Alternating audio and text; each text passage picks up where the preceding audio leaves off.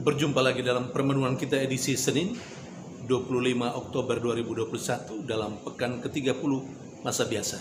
Bacaan-bacaan liturgi hari ini, bacaan yang pertama dari surat Rasul Paulus kepada jemaat di Roma bab 8 ayat 12 sampai 17 dan bacaan Injil dari Injil Lukas bab 13 ayat 10 sampai 17. Rasul Paulus dalam bacaan yang pertama hari ini mengingatkan jemaatnya di Roma untuk terus membangun kehidupan yang dituntun oleh Roh.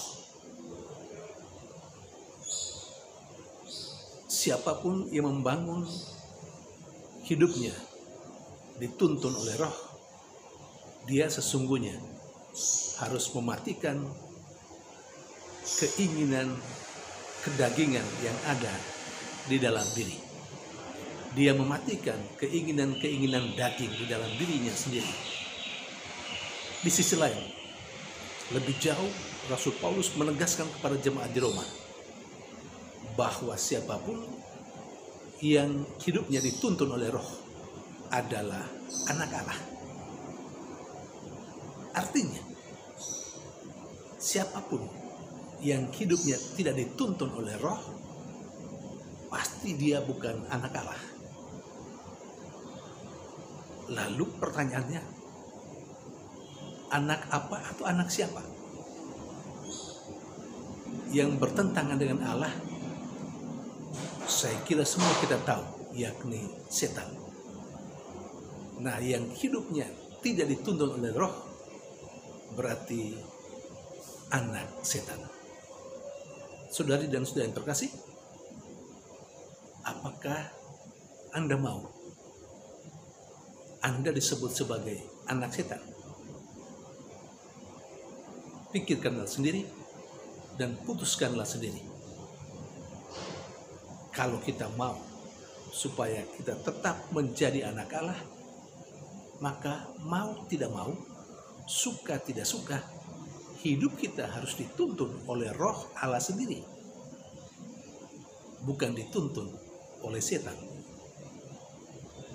Dan ketika hidup kita dituntun oleh Roh, maka kita akan mendapat warisan yang disiapkan untuk kita, atau kita akan disebut ahli waris dari Allah sendiri. Apa itu? Keselamatan, kebahagiaan yang disiapkan oleh Allah. Bagaimana dengan sikap kita? Mau menjadi anak Allah atau mau menjadi anak setan? Kita yang bisa menentukan sendiri seperti apa hidup kita hari esok. Saudari dan saudara yang terkasih, dalam bacaan Injil kepada kita diberikan contoh yang paling konkret hidup di bawah bimbingan atau tuntunan Roh. Yesus seluruh hidupnya dituntun oleh Roh. Kita ingat bukan? Yesus yang adalah Allah yang menjadi manusia. Allah yang menjadi manusia terjadi karena Roh Kudus.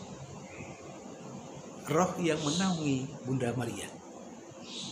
Maka Allah menjadi manusia di dalam rahim Bunda Maria. Kita tahu juga, sesudah dibaptis di sungai Yordan oleh Yohanes Pembaptis, Yesus diantar ke padang gurun, dituntun oleh Roh. Seluruh hidupnya dituntun oleh Roh. Saudari dan saudara yang terkasih, hidup yang dituntun oleh Roh seperti yang ditunjukkan oleh Yesus adalah hidup yang mau membebaskan orang dari belenggu dosa. Hidup yang mau menyelamatkan orang lain. Itu hidup yang dipimpin oleh Roh. Sebaliknya, kalau hidup yang membiarkan orang lain terikat pada dosa dan kesalahan, terikat pada belenggu apapun, termasuk kekuatan kegelapan, maka yang seperti itu hidup tidak lagi dituntun oleh roh, tapi dituntun oleh yang lain, yakni setan.